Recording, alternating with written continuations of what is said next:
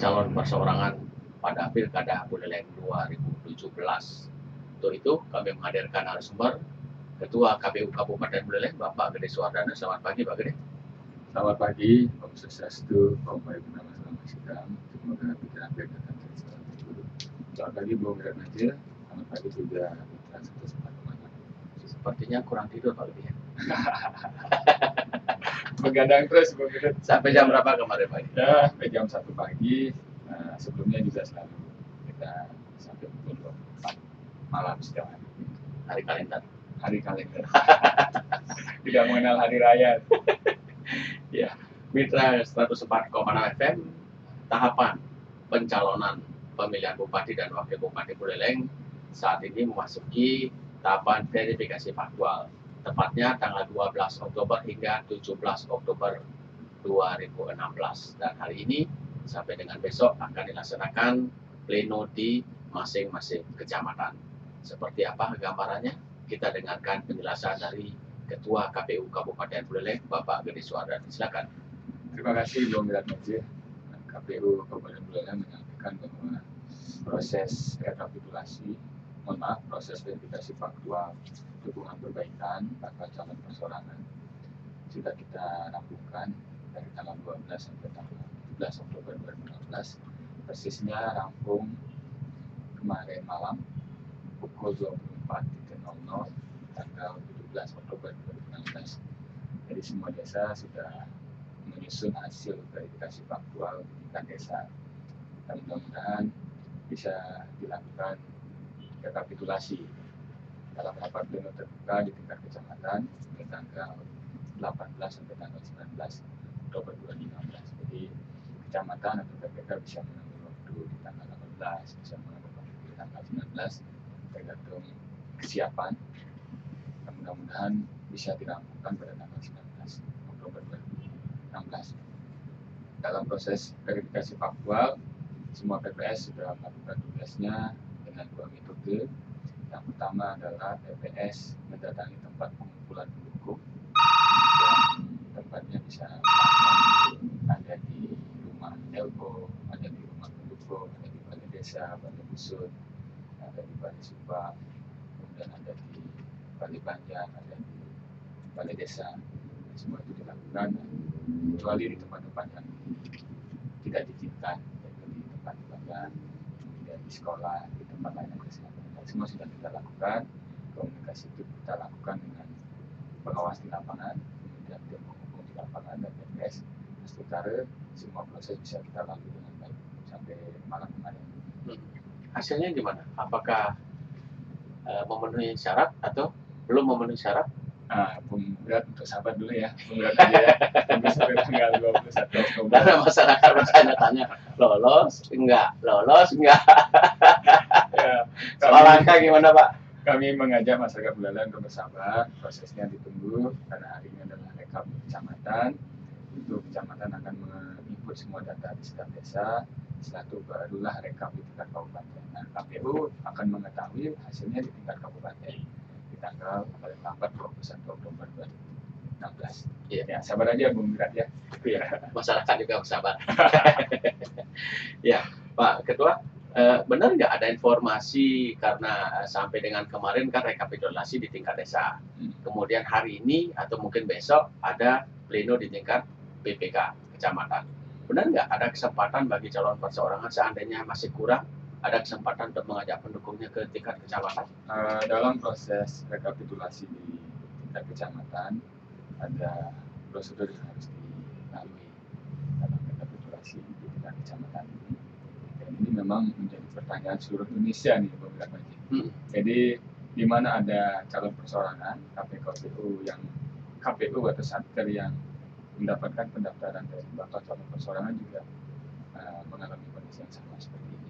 Nah, ini adalah sebuah proses yang harus kita lalui bersama karena ini adalah sebuah ranah pilkada sekitar, tentu aturan-aturan akan dilakukan secara simultan dan konsisten di seluruh wilayah. Nah, dalam proses rekapitulasi di tingkat kecamatan ada 3 prosedur yang harus kita lalui. Yang pertama adalah PPS menyampaikan hasil dukungan yang memenuhi syarat. berapa dukungan yang memenuhi syarat nanti akan dimasukkan ke dalam BA6 KWK persorangan atau hasil pleno rekapitulasi faktual yang diinput dari setiap desa. Kemudian ada prosedur pengajuan keberatan. Pengajuan keberatan ini bisa berakibat mengurangi, bisa berakibat menambahkan. Bisa berakibat mengurangi atau menambah. Nah, bisa lebih detail? Kalau yang misalkan ada pendukung yang waktu di verifikasi faktual menyatakan memenuhi syarat, nah kemudian dia bisa menunjukkan bukti-buktinya bahwa mungkin ada sesuatu di situ, kemudian datang ke BPK menyatakan tidak memenuhi syarat, itu kan bisa mengurangi, tetapi harus dengan pembuktian yang jelas.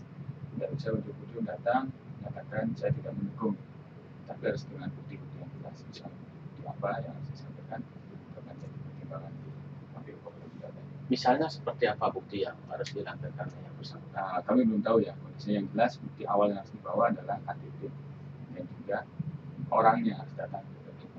Orangnya langsung? Ya, orangnya langsung datang ke BPK untuk bisa menyampaikan argumentasinya kenapa. Ya. Jadi tidak bisa juga ujung-ujung datang menarik dukungan. Jadi harus ada alasan yang jelas. Itu juga yang penambahan, misalkan yang awalnya TNS datang ke BPK juga harus jelas alasannya. Sama bukti yang dibawa, KTP dan juga orangnya harus datang. Jadi itu dua bukti utama yang harus dibawa, yaitu orangnya harus datang ke BPK kemudian membawa bukti KTP. Nah itu prosedur-prosedur yang kita lakukan. Kemudian yang boleh didatangkan ke BPK adalah pendukung yang sudah pernah diverifikasi faktual. Pendukung yang sudah pernah diverifikasi faktual, ya? Baik memenuhi syarat maupun baik tidak memenuhi syarat hasilnya. Jadi pendukung yang TNS atau tidak memenuhi syarat karena tidak bisa dihadirkan atau tidak bisa dikumpulkan sudah masuk kategori TNS faktual 9. TNS faktual 9 ini adalah TNS bagi pendukung yang tidak bisa dihadirkan ke BPS pada hari terakhir.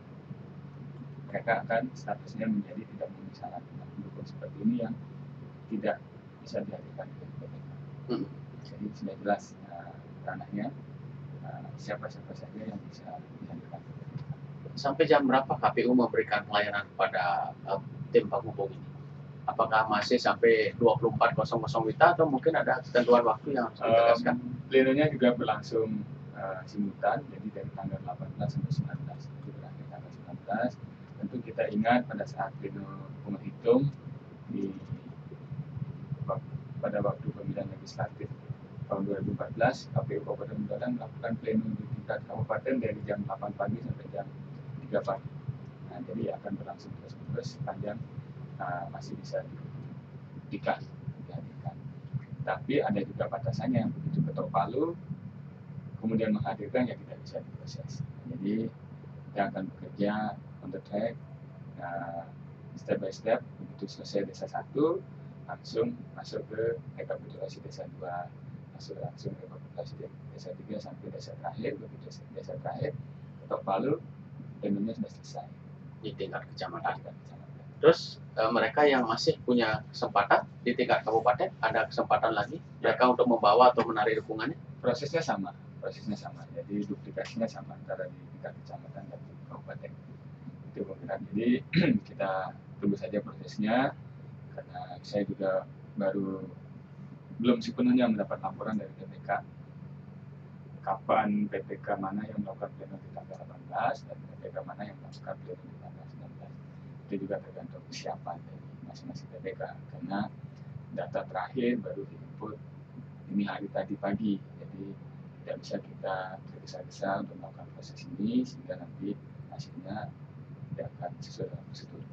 Jadi saya juga minta kepada PPK cermati, kemudian jika sudah dirasa sesuai dengan aturan, tidak ada persoalan-persoalan yang krusial, silakan dilakukan pada tanggal 18.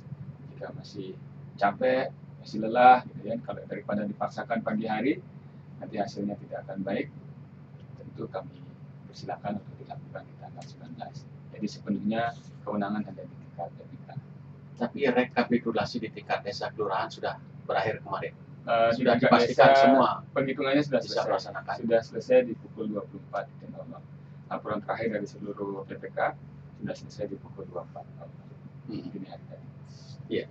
Kemudian Pak Ketua, selama pelaksanaan verifikasi faktual, ada nggak hal-hal mendasar yang terjadi di masyarakat, misalnya ada semacam keluhan, atau mungkin dikaitkan dengan rekomendasi panitia pengawas pemilihan Kabupaten Buleleng bahwasanya masih ada pendukung yang sudah dinyatakan memenuhi syarat di tahap pertama muncul lagi di tahap kedua. Untuk pendukung-pendukung yang kategori seperti Bung Wiratmadi sampaikan, ada beberapa penyebab secara administrasi muncul kembali. Yang pertama adalah identitas nama yang ejaannya berbeda, kemudian ada identitas yang NIK-nya 1 digit berbeda. Oleh sistem informasi pencalonan dibaca sebagai identitas yang berbeda. Tetapi begitu dilakukan verifikasi faktual, TPS kami mengetahui bahwa orangnya sama.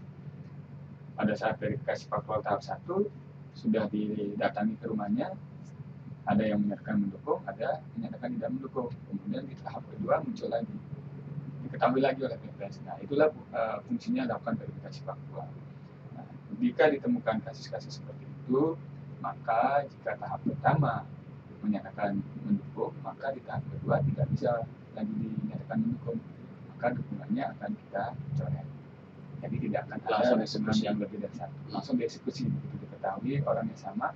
Kemudian dikonfirmasi ke KPU Kabupaten Buleleng, kita cek di silon, ada perbedaan 1 digit misalnya, ada perbedaan ejaan nama yang 1 huruf atau spasinya yang berbeda, kami tegaskan seperti itu. TPS akhirnya mengambil langkah eksekusi untuk dicoret. Nah, jadi tidak ada pemilih-pemilih yang 1 orang bisa memilih 2 kali pada satu bakal pasangan calon bersalah. Tapi kalau sebaliknya, yang sebelumnya pada saat verifikasi faktual pertama dinyatakan tidak mendukung, nah kalau dulu tidak mendukung, dia bisa masuk lagi di dukungan ini. Kalau di verifikasi faktual menyatakan mendukung, akan menjadi pemeriksaan. Jadi intinya yang bersangkutan memberikan dukungan 1 kali. Berarti apanya yang salah? Sistem silonya ini yang salah atau gimana? Kalau ejaannya berbeda, tentu sistem silon secara administrasi akan membaca orangnya berbeda. Kalau NIK-nya berbeda 1 digit, tetapi angka lahirnya sama, jenis kelamin sama, namanya sama, tempat tanggal lahir sama, status perkawinannya sama, gitu, tentu oleh sistem dibaca berbeda juga. Jadi tidak serta-merta bahwa itu dikatakan lolos begitu saja. Tapi karena memang oleh sistem silon tidak terbaca sebagai identitas yang sama, tetapi dibaca sebagai identitas yang berbeda. Secara administrasi begitu, tapi secara faktual TPS kami menyatakan bahwa orangnya sama. Jadi itulah fungsinya verifikasi faktual. Oke, Pak Ketua, jumlah dukungan yang harus dipenuhi oleh calon perseorangan dari 40.283 sebelumnya. Di verifikasi tahap kedua ini berapa lagi dibutuhkan? Dari hasil verifikasi faktual tahap 1, waktu itu KPU mengeluarkan keputusan bahwa dukungannya kurang sebesar 21.598. 21.598. Jadi bakal pasangan calon perseorangan pada verifikasi faktual tahap 2 minimal sekurang-kurangnya harus bisa mendapatkan dukungan 21.598. Jika ditotalkan pada hasil verifikasi faktual tahap 1 dan dukungannya kurang dari 40.283, itu akan dinyatakan tidak bersalah dan tidak akan ditetapkan sebagai pasangan calon tetap. Tapi jika hasil verifikasi faktual tahap 2 lebih dari 21.598, kemudian dijumlahkan dengan hasil verifikasi faktual tahap 1, hasilnya sama dengan atau lebih dari 40.283, itu akan dinyatakan memenuhi syarat dan akan ditetapkan sebagai pasangan calon tetap bersamaan dengan penetapan pasangan calon dari partai politik jika juga memenuhi syarat pencalonan dan syarat calon. Kembali ke masalah waktu yang diberikan oleh KPU tengah waktu pada saat pleno di kecamatan dan juga di kabupaten. ini tidak ada ditentukan waktunya saat. Dan misalnya dari jam 8 sampai jam 10 atau jam 10 dan sampai dengan jam 12 bedanya. Harus dilayani sampai 24.00 kita. Patokan kami hari kalender. Hari kalender, jadi kalau sudah hari kalender ya bekerja maksimal. Bekerja maksimal sehari penuh. Begitu juga pada saat pleno di tingkat kecamatan, di tingkat kabupaten, begitu juga kalau kita melihat merujuk pleno-pleno pungut hitung, waktu pileg, pilpres, tidak diatur waktunya. Yang diatur adalah harinya. Jadi bekerja ya sepenuh waktu. Bandingkan waktu kita pileg di rapat pleno terbuka pada saat pileg di 2014 di Hotel Aneka Lovina, kami melakukan pleno dari jam 8 pagi sampai jam 3 pagi baru selesai. Nah, kemudian juga pada saat rekapitulasi pleno pilpres atau pada saat pileg di KPU RI juga berlangsung simultan terus menerus setiap hari. Jadi istirahat 1 jam, lanjut lagi, istirahat lagi, lanjut lagi. Nah, jadi begitu prosesnya. Artinya di sana ada kesepakatan antara pihak KPU beserta jajarannya dengan penghubung.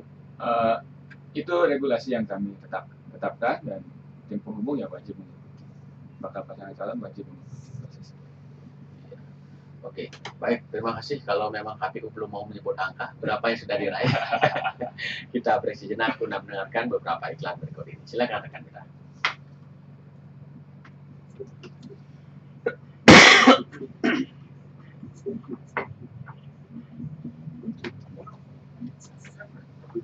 Waktu pendaftaran calon kan 24.00 dilayani kan. Oh iya.